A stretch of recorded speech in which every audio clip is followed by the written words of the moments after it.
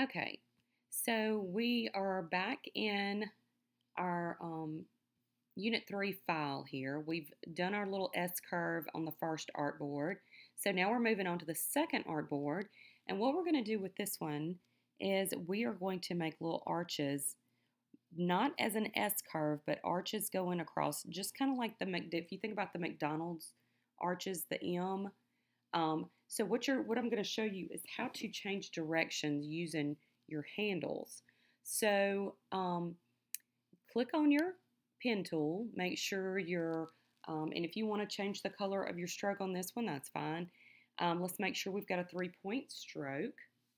Now, what we're going to do is we're going to start with our first dot. We're not going to just click. We're going to click and drag up and kind of at an angle, like the angle you would want your arch or your arc to go in. All right, and then let go of it. Then come over here and click and drag it up till you get it right where you want it.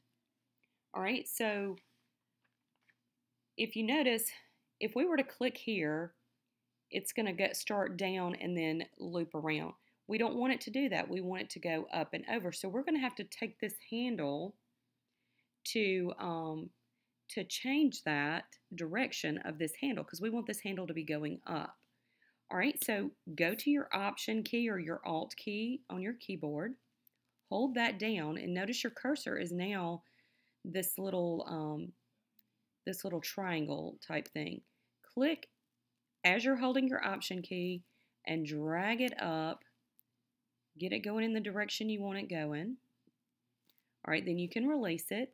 Then come to your next dot, click and drag up. All right, you'll do the same thing with this one. We've got to change that direction. Hold your Option key down, click and drag that handle up to get it going in the direction you want it to. Then click and drag.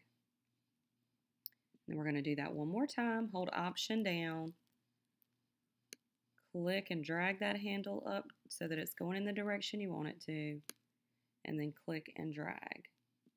Okay, so you've just learned how to change the direction of the handles there. Now, one other thing I want to point out is as far as a fill color, if we were to add a fill color, it's going to fill in where there's spaces in there. And that's why we said to put no fill on that. Now, once you get into some of your other assignments, you will have to fill in some color. But for right now, with us just learning how to draw lines and curves, then we're gonna keep it as a no fill right now. All right, so make sure you save this, and then we'll be moving on to the pen tools exercises in your next tutorial video.